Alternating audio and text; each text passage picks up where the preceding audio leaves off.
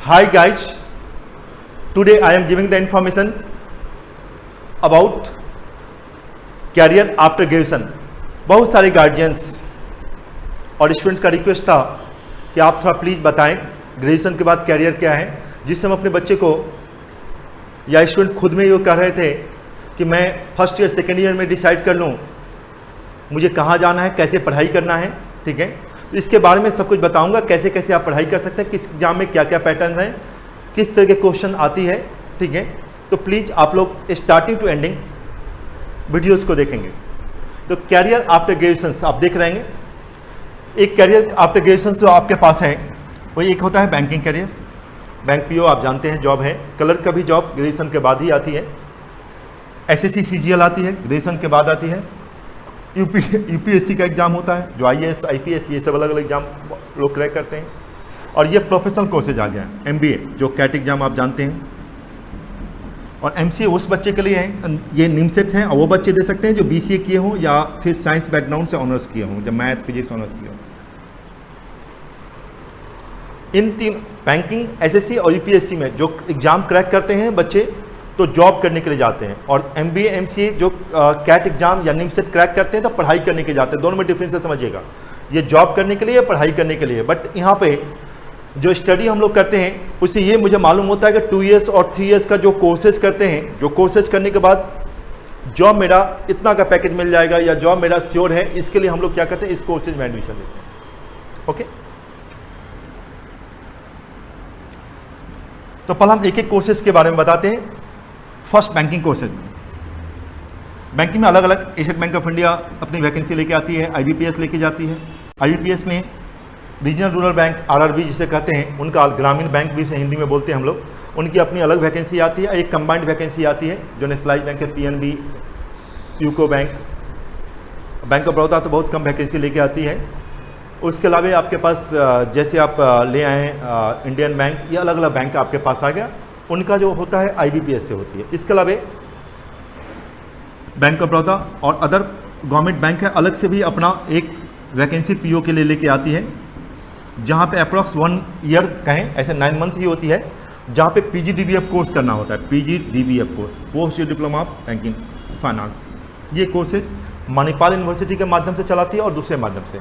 यहाँ भी सेम चीज़ है, पीओ बनेंगे, लेकिन उससे पहले क्या होगा, पढ़ाई करना पड़ेगा। ठीक है, सेकेंड एसएससी सीजीएल है।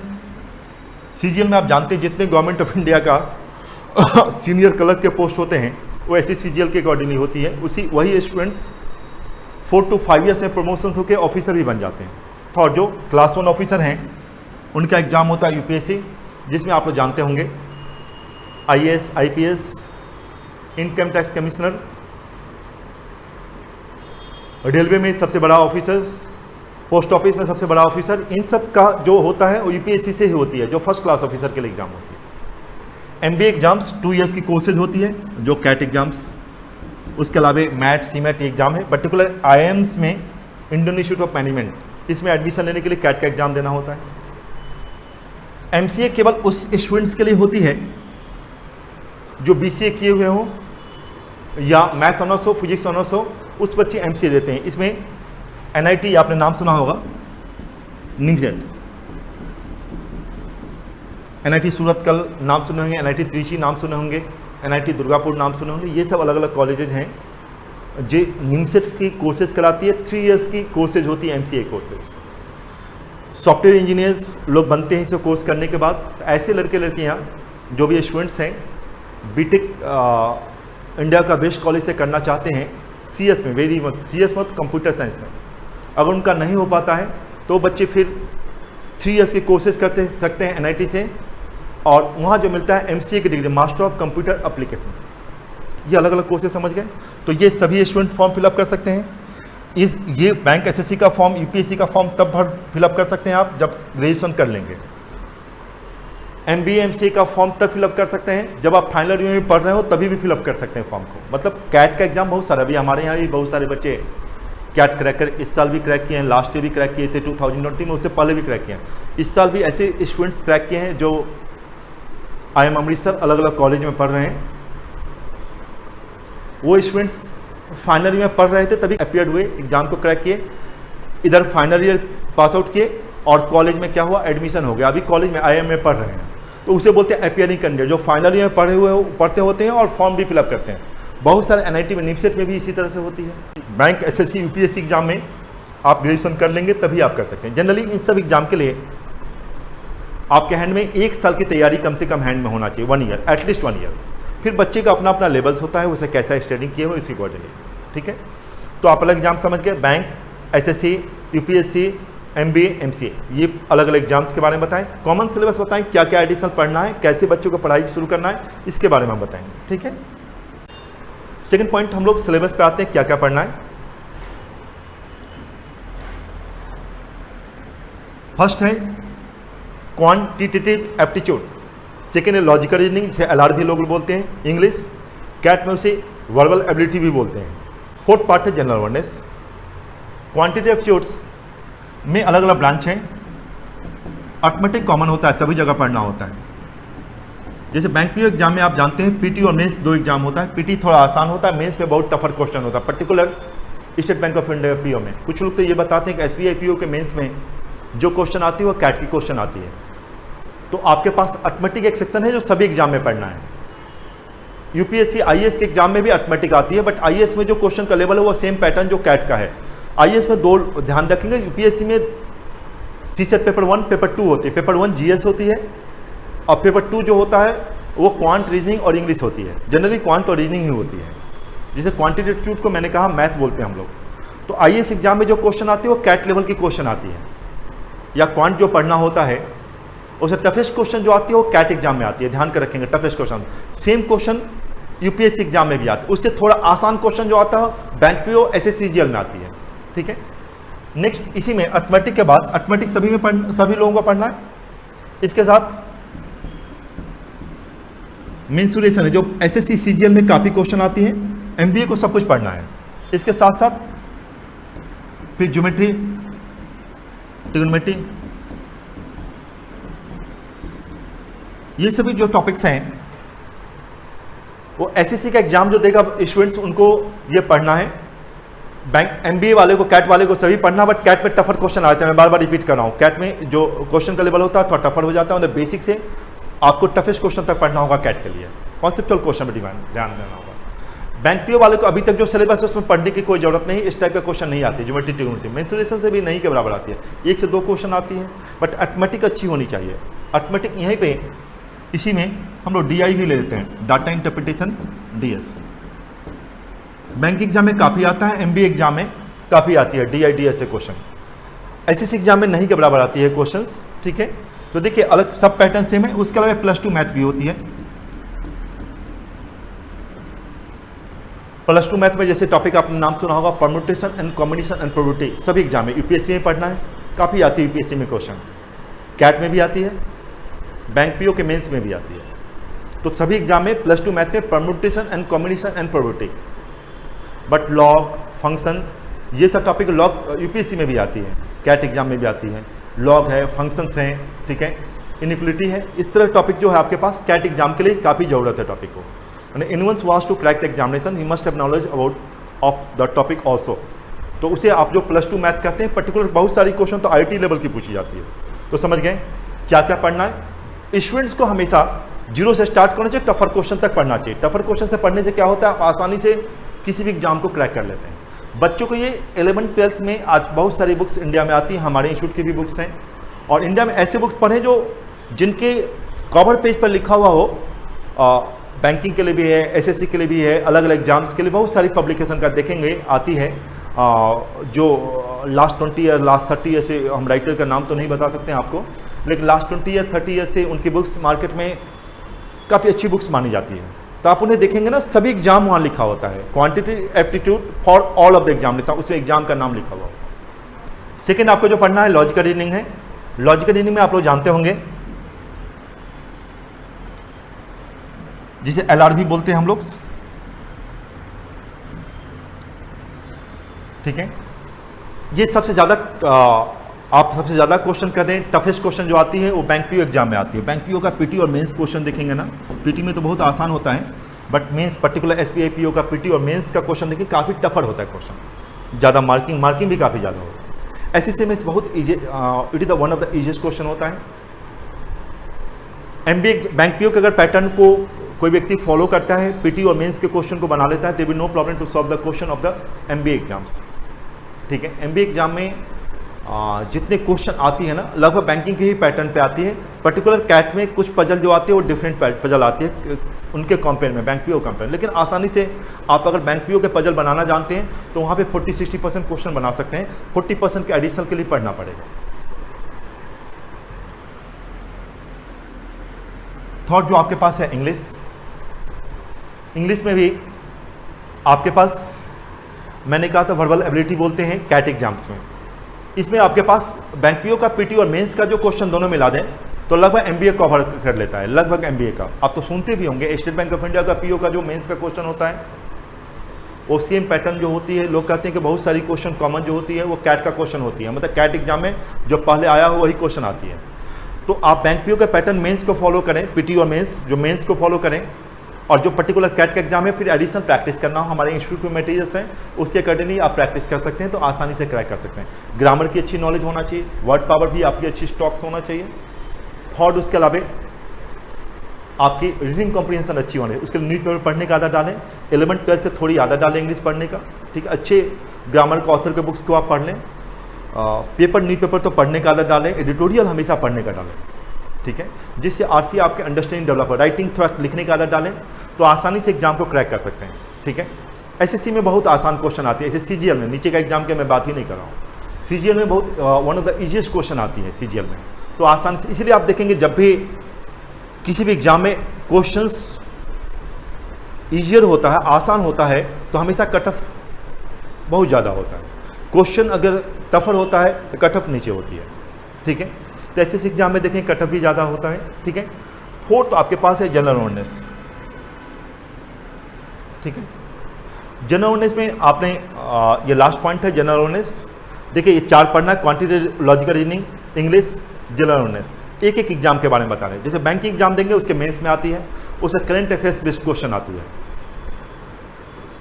आप उसी जगह एसएससी एग्जाम देंगे तो उसमें करंट, आपके पास जो जनरल अवेयरनेस है, करंट तो क्वेश्चन होती है, उसके अलावा आपके कभी करंट 40-50% क्वेश्चन तक आ जाए, 40% क्वेश्चन रहती है, और 60-70% क्वेश्चन तक आपके पास जो होती है वो हिस्ट्री, ज्योग्राफी, ये सब पढ़ना होता है। वही सेम पैटर्न यूपीएससी में है, बट यूपीएससी में टफेस्ट क्वेश्चन आ जाती है। ठीक है, तो आपको डीप, बहुत डीप पढ़ना होगा यूपीएससी एग्जाम के लिए। कैट एग्जाम में जनरल अवेयरनेस का बहुत बड़ा रोल नहीं है, इंटरव्यू के समय रोल है, बट किसी लोगों को, अगर स्टूडेंट को सीमेट एग्जाम देना है, मैट एग्जाम देना है, तो इन सब एग्जाम के लिए आपका जेट एग्जाम देना है तो जनरल अवेयरनेस अच्छी होनी चाहिए। तो ओवरऑल आपका करंट अफेयर्स की तो अच्छी नॉलेज होनी चाहिए।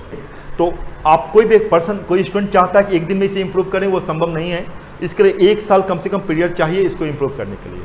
मैंने सिलेबस बता दिया कॉमन क्या। कुछ लोग कहते हैं ये सिलेबस इसका अलग है, ये सिलेबस, कहीं कुछ सिलेबस अलग नहीं है, कुछ टॉपिक अलग से पढ़ना है। किसी एग्जाम में कुछ टॉपिक अलग से पढ़ना है, किस टॉपिक, जैसे मैंने बताया आपको जनरल अवेयरनेस में क्या अलग से पढ़ना है, मैंने बता दिया। एसएससी में क्या अलग पढ़ना है, यूपीएससी में क्या अलग पढ़ना है। यूपीएससी मैं बार बार कह रहा हूँ टफर एग्जाम है, कैट टफर एग्जाम है, तो क्वेश्चन का लेवल क्या होता है, टफ हो जाता है। मैथमेटिक्स में या क्वांट में टफेस्ट क्वेश्चन जो आती है वो कैट एग्जाम में आती है, बी रिमेंबर।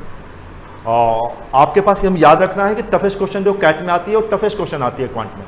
तो आपको डायरेक्ट तो कैट का question, nobody can solve the question directly, the question of the CAT. First he or she has to solve the question of the foundational question of the conceptual questions। Topic का concept clear करना सबसे बड़ी चीज़ होती है। Concepts, जब आप नीचे का एग्जाम का क्वेश्चन, सबसे नीचे का एग्जाम बनाते हैं तो वहाँ कॉन्सेप्ट नहीं भी होगा तो there will no problem to solve the question, because वहाँ रिमेंबर बेस्ड पे भी बना सकते हैं। बट जो इंडिया का टफेस्ट एग्जाम होता है उनके लिए आपको कॉन्सेप्ट बहुत क्लियर होना चाहिए। जैसे आप किसी आईएएस से मिलिए, किसी आईपीएस से मिलिए तो उनको पूरा कॉन्सेप्ट क्लियर हो। किसी बीपीएससी का पीटी मेन से क्रैकर बच्चे हैं तो उनका हिस्ट्री, ज्योग्राफी जो पढ़ रहे हैं ना, वहाँ कॉन्सेप्ट क्लियर होता है। तो वो क्या होता है, डेस्क्रिप्टिव मोड में बुक्स को पढ़ते हैं। ठीक है, उसी तरह मैथमेटिक्स का भी है, उसी रीजनिंग का भी है, उसी तरह इंग्लिश का भी है।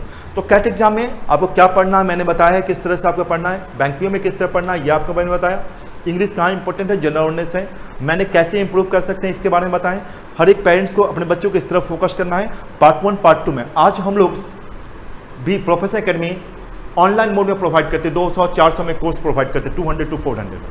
कोई व्यक्ति इंडिया या वर्ल्ड वाइड कहीं भी है तो आसानी से वो रिकॉर्डेड क्लासेस को ले सकता है, वहाँ से वो वह पढ़ सकता है। तो आप घर में रह के भी इम्प्रूव कर सकते हैं, ठीक है, और उसको करके आपको इम्प्रूव, उसके बाद 24/7 सपोर्ट भी हम लोग देते हैं। कहीं से कोई डाउट्स हो तो यू कैन आस्क मी।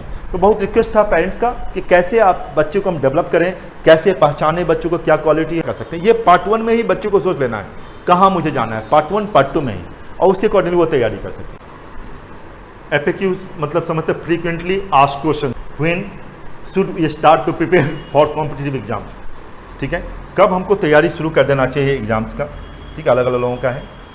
अब देखिए आपको मैंने बताया पार्ट 1 में स्टार्ट कर दें, कंप्लीट कोर्स नहीं करें तो क्वांट में इंप्रूव करें, रीजनिंग करें, इंग्लिश के लिए तो आपको खुद ही पढ़ना होगा, लेकिन क्वांटिटी से स्टार्ट कर दें। आप कहीं भी हैं, मान लो बिहार में या इंडिया में कहीं भी हैं, अच्छे से टीचर का वीडियोज अवेलेबल है, हम लोग इंस्टीट्यूट प्रोवाइड करते हैं, ठीक है, तो आपको उस वीडियोज़ को आप ले सकते हैं, वहाँ से पढ़ सकते हैं। लाइव क्लासेस कहीं दे रहा है तो वहाँ से कर सकते हैं, सब आपके पास, या ऑफलाइन क्लासेज है, सब बेस्ट तो ऑफलाइन क्लासेज है, लेकिन ऑफलाइन क्लासेज आपके पास अवेलेबल नहीं है तो आप ऑनलाइन या रिकॉर्डेड क्लासेज, उससे भी अच्छा होता है, रिकॉर्डेड क्लासेज आप इसी टीचर से ले लें, बहुत चीपर रेट पे अवेलेबल हो जाती है। टॉपिक वाइज ले लें, टॉपिक वाइज इंप्रूव करें, या फिर सेक्शन बाय सेक्शन, मतलब क्वांट का, इंग्लिश का, रीजनिंग का, इस तरह से आप आसानी से कर सकते हैं कहीं भी रह के। तो वहाँ से पार्ट 1 से ही स्टार्ट कर दें और टॉपिक वाइज करते हुए चले जाएं। हर एक टॉपिक खत्म होने के बाद टेस्ट है, हमारे यहाँ भी टॉपिक एंडिंग होने के बाद टेस्ट होती है, ऑनलाइन मोड में भी हम लोग टेस्ट देते हैं, आप बैठ के घर में टेस्ट दे सकते हैं। तो समझ गए। तो कब स्टार्ट करना चाहिए था, मैं मानता हूँ पार्ट 1 पार्ट 2 में स्टार्ट कर दें, जिससे फाइनल ईयर होते हुए आप रिजल्ट दे देंगे। मेरे यहाँ बहुत सारे बॉयज एंड गर्ल्स हैं जो फर्स्ट ईयर सेकेंड ईयर में स्टार्ट किए हैं, सेकेंड ईयर या थर्ड ईयर आते आते पढ़ना शुरू कर देते हैं, और इधर एग्जाम फाइनल हुआ, इधर रिजल्ट बन गया। बैंक पी ओ यहाँ पे ग्रेजुएशन हुई, बैंक पी ओ को फर्स्ट 10th में ही एग्जाम को क्रैक कर लिए। हमारे यहाँ हमेशा रिजल्ट 70-80%, 85% हमेशा रिजल्ट आती है। तो जनरली बच्चे फर्स्ट ईयर सेकेंड ईयर में तैयारी करने के लिए आ जाते हैं, और हम लोग हर एक टाइप के क्वेश्चन को क्लास में डिस्कशन करा देते हैं। एक टॉपिक पढ़ाएंगे तो सभी टाइप के क्वेश्चन को सॉल्व करा दें। मैंने बता भी दिया है किस टॉपिक एक्स्ट्रा आती है, क्या नहीं आती है, इसके बारे में जानना, ठीक है।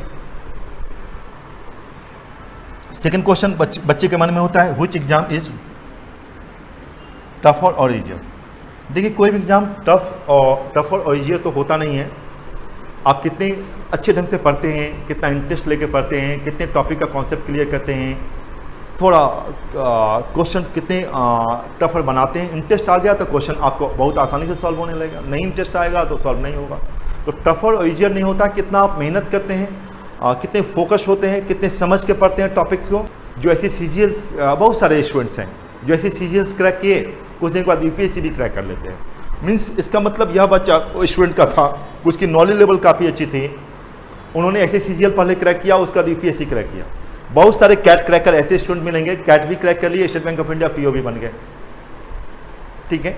तो इसका रीजंस क्या होता है, आप देखते होंगे अभी UPSC बहुत सारे स्टूडेंट्स जो टॉपर्स हैं, तो आप देखें कहीं से वो IIM से MBA किए हुए हैं, या अच्छे अच्छे कॉलेज से पढ़ाई लिखाई किए हुए हैं, फिर MNC कंपनी में काम किए हुए हैं, उसके बाद छोड़ के क्या किया, UPSC क्रैक किया। इट मीन्स वह बॉयज एंड गर्ल्स का एक लेवल आ गया था, मैथमेटिक्स का लेवल होगा, रीजनिंग का लेवल होगा, इंग्लिश का लेवल होगा, जनरल नॉलेज का लेवल होगा, परसेंट रिव्यू काफ़ी अच्छा होगा, राइटिंग स्किल काफ़ी अच्छा होगा। तो उन्होंने थोड़ा मेहनत किया, आसानी से UPSC एग्जाम को क्रैक कर लिया। तो टफ और ईजियर नहीं है, जितना है आपको टॉपिक को कितना समझ में आता है। आप अगर मेहनत करते हैं, इंस्टीट्यूट अच्छा मिलता है आपको डेवलप करने के लिए, टीचर आसान से toughest question, easiest to toughest question को सॉल्व करवाता है आपको, उसका टेस्ट लेती है, तो ऑटोमेटिकली आपका क्या होगा, टॉपिक पे इंटरेस्ट आ जाएगा। तो टफर ईजियर कोई एग्जाम नहीं होती है। कुछ course is more beneficial offline और ऑनलाइन। देखिए ऑफलाइन कोर्स तो हमेशा ज़्यादा अच्छा होता है ऑनलाइन कोर्स के कंपेयर में। ऑफलाइन कोर्स के कंपेयर में कभी ऑनलाइन कोर्स नहीं हो सकता है, क्योंकि आप समझिए ऑनलाइन कोर्सेज में हम किसी बच्चे का कॉपी नहीं देख सकते हैं, बच्चे क्या कर रहे हैं वो भी नहीं देख सकते हैं, लेकिन हम ऑफलाइन कोर्सेज में उनके कॉपी को देख सकते हैं, वो क्या कर रहे हैं क्लास में, टीचर आसानी से देख सकते हैं बच्चे क्या कर रहे हैं, बच्चे के पास वो आसानी से टीचर जा सकते हैं, उसे कॉपी पे बता सकते हैं कि कहाँ है, क्या प्रॉब्लम्स हैं, बाकी बच्चे सॉल्व कर रहे हैं, उस बच्चे को इंडिविजुअली टीचर टेंशन देती है। तो offline courses always better than online courses. But हमारे पास अवेलेबिलिटी क्या है, कभी भी रिनाउंड टीचर जो होते हैं या बहुत अच्छे टीचर हैं वो आपके पास आसानी से आप पटना में तो पटना में अवेलेबल है, अगर मान लो पटना के जगह पे कोई दरभंगा में, तो वो टीचर तो अवेलेबल नहीं है। आप या उनके यहाँ ऑफलाइन कोर्सेज करने के लिए आए या ऑनलाइन कोर्सेज उनके यहाँ करें। जनरली प्रेफर करें जो जिनकी ऑफलाइन कोर्सेज चल रही है उन्हीं का क्लास लें, तो it's more beneficial. Bank PO की तैयारी कर रहे हैं तो कम से कम बैंक पीओ के कोचिंग में ज्वाइन करें, बैंक क्लर्क की तैयारी करें, कम से कम बैंक पीओ कोचिंग में ज्वाइन करें, ध्यान देंगे उस लेवल तक पढ़ेंगे ना, they will no problem to solve the question. हर एक साल ईच ऑफ द ईयर जो एग्जाम हो रहा है, अपकमिंग एग्जाम जो आ रही है वो टफर हो रही है, और अगर आपका लेवल थोड़ा अच्छा है, तैयारी करने का लेवल है, they will no problem to solve the question any type of question. But अगर मान लीजिए इजी क्वेश्चन आपने बनाया है, तब एग्जाम में कुछ क्वेश्चन आपसे नहीं बनेगा, आपको लगेगा टफर क्वेश्चन आ गया, और उस कारण कभी कभी एग्जाम हम क्रैक नहीं कर पाते, फिर हम टीचर को ढूंढना शुरू करते हैं। तो हमेशा ईजियर टू टफर क्वेश्चन, मैं नहीं कहता हूँ कैट का क्वेश्चन बनाएं, बट आप मैट सीमेट बना सकते हैं, जो कैट की तैयारी करें कैट का क्वेश्चन बनाएं। जो यूपीएससी, अभी हमारे पास भी बहुत सारे बच्चे बाहर से यूपीएससी का सीसेट पेपर 2 करने के लिए आते हैं, और वो सीसेट पेपर 2 क्यों करने के लिए आते हैं? बिकॉज कैट का वो आपके पास सेम पैटर्न है उसका, और सीसेट पेपर 2 में बच्चे मुझे बताते हैं, स्कोर सब दिखाते हैं कि देखिए पेपर 1 तो मैं क्वालिफाई कर गया, या मेरा फ्रेंड पेपर 1 क्वालिफाई किया, बट पेपर 2 ही नहीं कर पाता है, क्योंकि बहुत इजी वे में लेता है और मालूम होता है बहुत टफर क्वेश्चन होता है। बड़े अच्छे अच्छे कॉलेजेस के बॉयज एंड गर्ल्स की मैं बात कर रहा हूँ, जनरल कॉलेज के नहीं, जो इंडिया का टॉप लेवल कॉलेज है उनकी मैं बात कर रहा हूँ, ठीक है, और आसानी से वो क्लासेस करते हैं और एग्जाम को क्रैक कर देते हैं। तो मतलब समझ में आए, उनको पता है कि यहाँ पे मेरा लैक है, उसको हमें इंप्रूव करना है, उसे आपको भी सोचना है। Which book I have to read, कौन सा बुक मुझे पढ़ना चाहिए? भाई आपको जो पढ़ना चाहिए बुक्स, प्रोफेशनल कैंडिडेट बुक्स पढ़िए, बेस्ट है, इसके अलावा भी दूसरे publication books, but be remember specialise books पढ़े। आप क्वांट पढ़ रहे हैं तो क्वांट के सभी बुक्स को, क्वांट के बुक्स ऐसे पढ़ें जो सभी गवर्नमेंट जॉब के क्वेश्चन को एडिट किया गया है। रीजनिंग के बुक्स पढ़े तो सभी टाइप के क्वेश्चन सॉल्व करने वाले बुक्स को पढ़ें। इंग्लिश के बुक पढ़े तो ग्रामर में सभी कॉम्पिटिशन के लिए बुक्स पढ़ें, कोशिश करिए इंग्लिश मीडियम बुक्स को पढ़ें, ठीक है, तो आपको ऑटोमेटिकली इंप्रूव होगा। अगर मान लीजिए जनरल नॉलेज पढ़ना है तो बहुत सारे लोग का एनसीईआरटी के बुक्स पढ़ें तो वो आप पढ़ें, ठीक है, तो आप इस तरह से बुक्स को आप पढ़ सकते हैं। हमारे यहाँ बुक्स अवेलेबल है, जो हम कंपटीशन की जो तैयारी करवाते हैं उसकी बुक्स अवेलेबल है, वो भी आप मंगवा सकते हैं, उसको पढ़ सकते हैं, ठीक है। तो समझ गए, ये अलग अलग रिप्लाई मैंने क्वेश्चन का दे दिया। नेक्स्ट देखिए, अब देखिए स्किल्स, लोग कहते हैं क्या होना चाहिए भाई स्किल्स में एग्जाम क्रैक करने के लिए? तो फर्स्ट क्या होना चाहिए? Subject knowledge. पहले तो मैं पहले ही बता चुका हूँ, कॉन्सेप्ट क्लियर होना चाहिए टॉपिक का, क्वेश्चन सॉल्व करने, आप किसी टाइप का क्वेश्चन है, they will no problem to solve the question by you, जो आपके एग्जाम में आ रहा है, जिस एग्जाम में आप फोकस्ड हैं। मैथमेटिक्स सबकी अच्छी होनी चाहिए, क्वांट अच्छी होनी चाहिए, रीजनिंग सबकी अच्छी होनी चाहिए, इंग्लिश सबकी अच्छी होनी चाहिए, ये कॉमन है, सभी एग्जाम में आती है। तो ये तीनों चीज़ें आपकी अच्छी होनी चाहिए। अभी हमारे पास बहुत सारे नेट के लिए बच्चे आते हैं, वो पढ़ने के लिए आते हैं क्वांट रीजनिंग, कि भाई ये सब यहाँ पे प्रॉब्लम आ रही है, यही हम रिजल्ट नहीं दे पाते, अपना पेपर में तो कर लेते हैं, यही नहीं कर पाते हैं, और वो आसानी से एग्जाम को क्रैक कर लेते हैं। तो आप common syllabus quant reasoning English है, उसको आप पहले इंप्रूव करें। जनरल नॉलेज स्पीक करें, जब आपको लगता है इस एग्जाम एसएससी देना है तो उसमें अकॉर्डिंगली करके इंप्रूव करने की कोशिश करें। आप जनरल नॉलेज के बारे में, न्यूज़पेपर तो पढ़ने की सबकी आदत होना चाहिए, इंग्लिश न्यूज़पेपर द हिंदू है, उसको पढ़ने की आदत डालें। सेकंड आपके पास जो होना चाहिए स्किल में टाइम मैनेजमेंट। हम क्वेश्चन बनाना जानते हैं, बट क्वेश्चन हम कितने देर में सॉल्व करते हैं? 2 मिनट्स में, जबकि एग्जाम में कितने देर क्वेश्चन बनाना है? 45 सेकंड में। ये कैसे आएगा? प्रैक्टिस से। कहाँ से आएगा? प्रैक्टिस से। तो नॉलेज के साथ क्या होना चाहिए? प्रैक्टिस होना चाहिए, ठीक है। तो टाइम मैनेजमेंट आपके लाने का काम है, खूब प्रैक्टिस करें। हम लोग टॉपिक वाइज टेस्ट भी लेते हैं, सेक्शन वाइज टेस्ट भी लेते हैं, मॉक टेस्ट भी लेते हैं, ऑनलाइन मोड में कोई कहीं से भी बैठ कर टेस्ट दे सकते हैं, ठीक है। किसी इंस्टीट्यूट में भी पढ़े आप टेस्ट, प्रोफेशनल अकेडमी देना चाहते हैं, प्रोफेशनल अकेडमी में टेस्ट दे सकते हैं, ठीक है। प्रोफेशनल अकेडमी का ऐप डाउनलोड करें, नाम है प्रोफेशनल अकेडमी, वहाँ से आप कुछ फ्री भी टेस्ट हैं उसको भी आप दे सकते हैं। तो टाइम मैनेजमेंट के लिए प्रैक्टिस करना होगा और टेस्ट देना होगा, और देखना होगा 45 सेकंड में हम सॉल्व कर पा रहे हैं कि नहीं सॉल्व कर रहे हैं। तो पहले नॉलेज, जहाँ सब्जेक्ट नॉलेज आया, उसके बाद प्रैक्टिस। एम्प्लॉयबिलिटी के लिए कंप्यूटर स्किल का भी बहुत बड़ा रोल है आज के डेट में। कंप्यूटर स्किल्स में MS ऑफिस काफ़ी अच्छी आपकी होनी चाहिए आज के डेट में। आप देखते होंगे बैंकिंग के पर्टिकुलर जो बच्चे स्टूडेंट्स होते हैं, वो SPA PO मान लीजिए नहीं बन पाए, या IBPS PO नहीं, वो आसानी से क्या कि एक्सिस बैंक में PO बन गए, HDFC बैंक में PO बन गए, तो उनके पास स्किल क्या होता है? क्वांट रीजनिंग इंग्लिश है, कंप्यूटर स्किल है, कम्युनिकेशन स्किल्स है, तो आसानी से वहाँ भी क्रैक करें, वहाँ 40,000 50,000 की सैलरी मिलती है। और दूसरा आप जानते हैं एक्सिस बैंक, HDFC बैंक में, इन सब बैंक ICICI बैंक में प्लेसमेंट होती है, कैंपस प्लेसमेंट होती है, जो पर्टिकुलर MBA कॉलेजेस से बच्चे को ले लाती हैं, जो सीनियर पोस्ट पे आते हैं। तो MBA वाले बच्चे को काफ़ी स्किल होती है, सब कुछ स्किल होती है, subject knowledge, time management, computer skills. Fourth या पार्ट एंड लास्ट पॉइंट है कम्युनिकेटिव इंग्लिश। कम्युनिकेटिव इंग्लिश किसे कहते हैं समझिए। इसमें मतलब है रिटन भी अच्छा होना चाहिए आपका, लिखने की आदत होना चाहिए, अंडरस्टैंडिंग भी आपकी अच्छी होनी चाहिए, दोनों चीज़, कोई बोल रहा है उसको भी समझना आपको है स्पोकन, दूसरे साथ साथ है कहीं लिखा हुआ कोई पैसेज है उसको भी आप आसानी समझ लें। और थर्ड, कम्युनिकेशन, इंग्लिश कम्युनिकेशन भी अच्छी होनी चाहिए, इसीलिए मैं इस वर्ड्स का यूज किए हैं, कम्युनिकेटिव इंग्लिश। ठीक है, तो रिटर्न भी आपकी अच्छी होनी चाहिए, किसी टॉपिक पे आप आसानी से लिख लें, कोई लेटर लिखना हो आसानी से आप लिख लें, ये आपके पास हुआ। अंडरस्टैंडिंग, मैंने कहा पैसेज कोई लिखा हुआ अंडरस्टैंडिंग कर लें, कहीं भी आपको कोई लेटर मिलता है तो आसानी से समझ जाएं, उसे समराइज कर लें क्या कह रहा है। ठीक है, अंडरस्टैंडिंग। और उसके बाद मैंने कहा कम्युनिकेशंस भी आपकी अच्छी होनी चाहिए, समझ गए ये अकॉर्डिंगली करके, ये 3 चीज़ आपके पास। तो ये subject knowledge, time management, computer skill पर ध्यान दें। एमएस ऑफिस में वर्ड, एक्सेल, पावर पॉइंट ये काफ़ी अच्छी होनी चाहिए। आजकल तो इसके अलावा बहुत सारी चीज़, वीडियो एडिटिंग भी ज़रूरत हो गया है।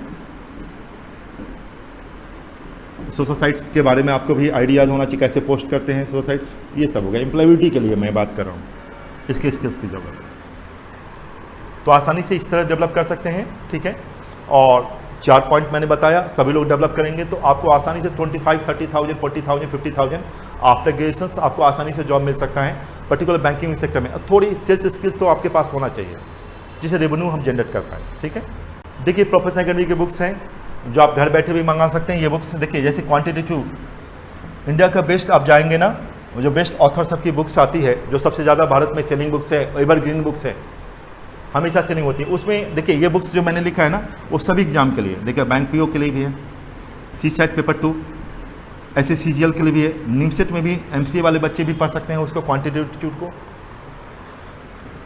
पर्टिकुलर क्वांट के लिए मैं बता रहा हूँ, MBA कैट फाउंडेशन, ध्यान दें कैट के लिए केवल फाउंडेशन है, उसके अलावा लेवल 1, लेवल 2 अलग बुक्स आती है। UG, CUT, BBA entrance exam, elite, other law entrance exam के बच्चे भी यूज कर सकते हैं। ठीक है, CUT आप नाम सुने होंगे आप लोग, UG प्रोग्राम में जो भी सेंट्रल यूनिवर्सिटी में एडमिशन के लिए होती है, सभी बच्चे फॉलो ले सकते हैं। इस बुक को आप घर बैठे भी मंगा सकते हैं, इसकी रिकॉर्डेड क्लासेस भी हम लोग प्रोवाइड कराते हैं। इसे सभी टाइप के क्वेश्चन को ऐड कर दिया गया। करेंट 2022-23 तक जहाँ जो मार्केट में अवेलेबल क्वेश्चन है उसके प्रीवियस क्वेश्चन भी निकाल लिया गया है, जिसे टॉपिक खत्म होने के बाद उस प्रीवियस क्वेश्चन को आप आसानी से बना सकते हैं। तो आप आसानी से घर बैठे इस बुक को मंगा सकते हैं और उसे सॉल्व कर सकते हैं, ऑनलाइन मोड में भी ले सकते हैं। ठीक है, सेकेंड आपके पास है क्वांटिटी लेवल 1, ये सेकेंड बुक्स है, ये स्पेशलाइज MBA वाले बच्चे के लिए, नॉन कैट बच्चे के हैं। इसमें मैथ का क्वेश्चन रहता है, CMAT का क्वेश्चन है। ये MBA के बच्चे के लिए, जो MBA के बच्चे हैं। लेवल 2 ओनली कैट के स्टूडेंट्स के लिए, इसमें पूरे क्वेश्चन कैट का है, तो ओनली कैट के स्टूडेंट, दूसरे बच्चे को कोई मतलब नहीं इन सब चीज़ें। तो कैट के बच्चे के लिए इन सब चीज़ की ज़रूरत है। ठीक है, IP मैट कोर्सेज होती है, उसमें भी कैट के लेवल की कोर्सेज थोड़ा कैट से थोड़ा आसान होता है, थोड़ा आसान आप कर सकते हैं। ठीक है, परसेंटेज में कहें कैट 100% है, वो 80%, उनको भी लॉग पढ़ना है, कैट वाले बच्चों को भी पढ़ना है, तो वो भी बच्चे इस बुक को पढ़ सकते हैं। ठीक है, ये बुक्स कॉमन हो गया, लेवल 1, लेवल 2 बुक्स अलग अलग हो गई, तो आप आसानी से घर बैठे कोई कैट की तैयारी करें, but nobody can solve the question directly of the level 2 question. First ही और she has to solve the question of the quantitative, जो फाउंडेशन है उनको बुक को सॉल्व करना होगा। ठीक है, या उनको पहले से सब कुछ आ रहा है तो उसको कर सकते हैं। तो कभी भी बुक्स को पढ़े ना, तो जो ये सभी कंपटीशन का देता है उस बुक्स को पढ़ें। कभी भी बुक्स मार्केट से परचेज कर उनको देखें, पुरानी बहुत सारी ऑथर, एक जैसे RS अग्रवाल जी का बुक्स देखेंगे तो एवरग्रीन बुक्स हैं, वो सभी कंपटीशन को दिखाते हैं कि ये सभी कंपटीशन के लिए है। ठीक है, नेक्स्ट इसे देखिए, हमारी रीजनिंग की बुक्स हैं, बैंक पीओ, CSAT, निमसेट सभी बच्चे यूज करते हैं। MBA कैट फाउंडेशन है, IP मैट, UG, सभी क्वेश्चन को ऐड किया गया, सभी टाइप के क्वेश्चन को ऐड किया गया है, जिससे आप एक बार इस बुक को बनाते they will no problem to solve the question any types of exam.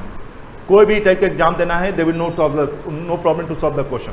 तो अपने को इम्प्रूव करें, इस बुक को आप सॉल्व करें और कहीं से भी ले, कोई एक टॉपिक को बनाएं और आप किसी भी बुक्स को, किसी भी एग्जाम के क्वेश्चन को पलटिए, तो आप आसानी से देखेंगे कि उसे क्वेश्चन को बनाने में कोई प्रॉब्लम नहीं हो रही है और करेंट क्वेश्चन तक अपडेटेड है। ठीक है, आसानी से कर सकते हैं। इंग्लिश में उसी तरह से हमने किया है, 15 RC लिखा हुआ है, लेकिन 30+ RC यहाँ पे है। सेंटेंस अरेंजमेंट है, क्लोज है, 3 मॉडल पेपर है, लेकिन 6+ मॉडल पेपर मिलेगा आपके पास। ठीक है, तो ये आप बैठ के आप आसानी से टेस्ट दे सकते हैं। इसमें भी सभी एग्जाम के कवर किया गया है, ईजियर टू टफेस्ट क्वेश्चन की ओर ले गया है, तो आसानी से आप इस बुक को लेके बना सकते हैं आप इंस्टीट्यूट के बुक्स को। इसलिए ये ग्रामर की बुक्स हैं, grammar, word powers, word of confuse, सब तरह का यूज किया गया है। इसको भी आप लेके इंस्टीट्यूट के बुक्स से बना सकते हैं। आप आसानी से घर बैठे इस बुक्स को मंगवा सकते हैं इंस्टीट्यूट से। ठीक है, या ऐप से भी आप ले सकते हैं। मोबाइल ऐप प्रोफेसर एकेडमी का ऐप है, उसको डाउनलोड कर सकते हैं, उससे ले सकते हैं।